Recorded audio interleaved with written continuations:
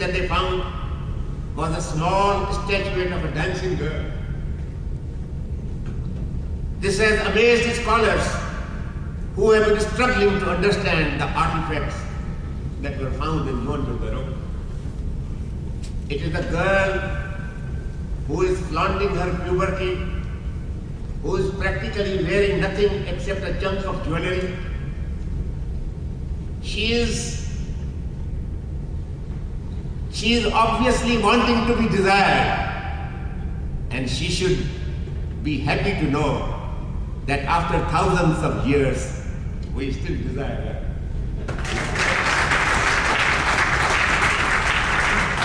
So, ladies and gentlemen, this is the civilization of 7,000 years ago, and no wonder some years ago with my friend Neil Gidwani sitting here, we inaugurated the Institute of Sindhology in Chicago.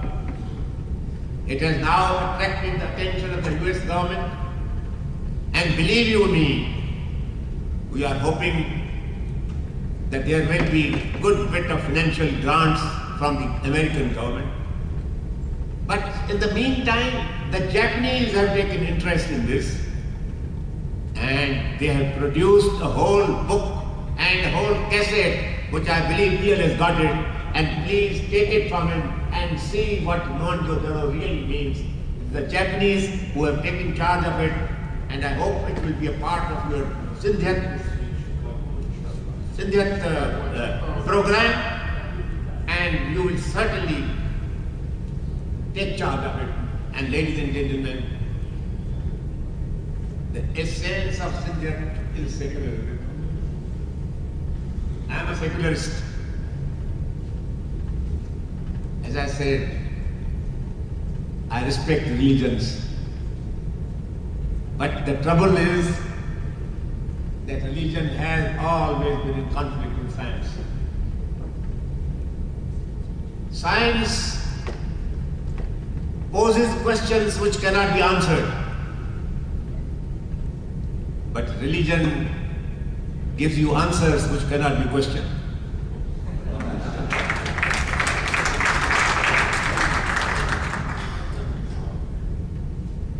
So long as you have got this small little equipment which we mammals have, we must think only with this. The greatest contribution of Sindh was not Sufism, but Akbar the Great. Akbar was born in Sindh. He was the greatest gift of God, not only to the Mughal Empire, but to the whole of India. What happened in his court? He collected the greatest philosophers and heads of religion. They discussed threadbare every religion, every religious practice, every religious belief. They discussed it with great courtesy. Nobody plunged a knife into somebody's neck. Nobody killed another. Nobody issued a fatwa of death. They discussed religion, ladies and gentlemen. And each was free to propound the greatness of his religion if he wanted to. But on what do you judge the greatness of a religion? On what turned the arguments of these people who assembled in the court of Akbar? The arguments turned ultimately upon this. They argued with their reasoning power that this dogma, this practice, this belief is superior to the beliefs of others. Ultimately, secularism is the superiority of this small little brain of ours, and on the anvil of that brain must be touched must be tested the validity of every religious doctrine. And ladies and gentlemen, you might also wonder that before Pakistan was created,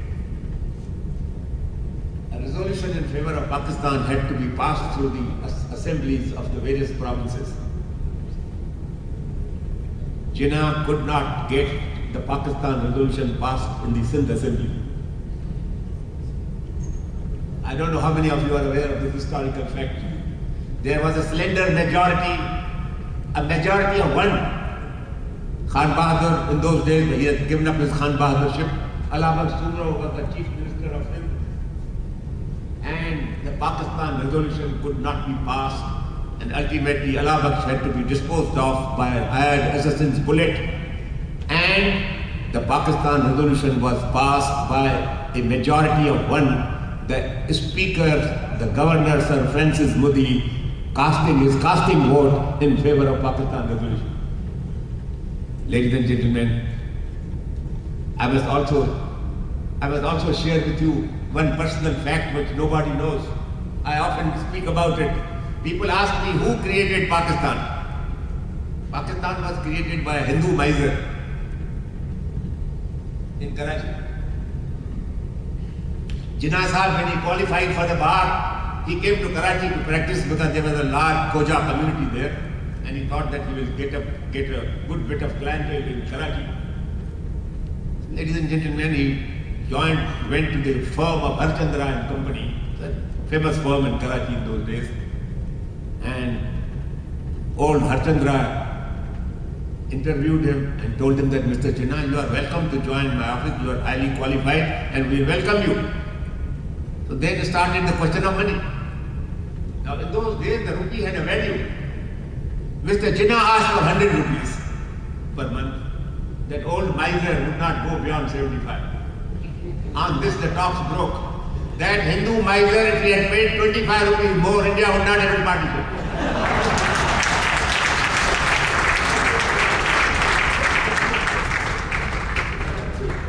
So, ladies and gentlemen, this is, I wish Harchandra had paid 25 rupees. I would not have heard all this which I have been hearing today about Sindh. Anyway, yes. So, ladies and gentlemen, this is where we stand. Sindhis love good life. They are also the followers of Ghalib. Ghalib, जिसने कहा था को हाथ को जुम्बिश नहीं मगर आंखों में तो दम है, आंखों में तो दम है, अरे रहने दो अभी सागरों मीना मेरे आगे.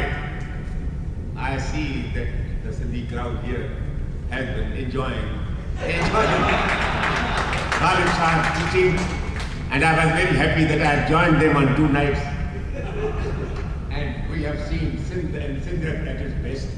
And ladies and gentlemen, I was supposed to stop at 6:45, I'm told, because you have to wind up these things. I have a lot to say to you, but I will say it some other time. In the meantime, let me thank you again. God bless.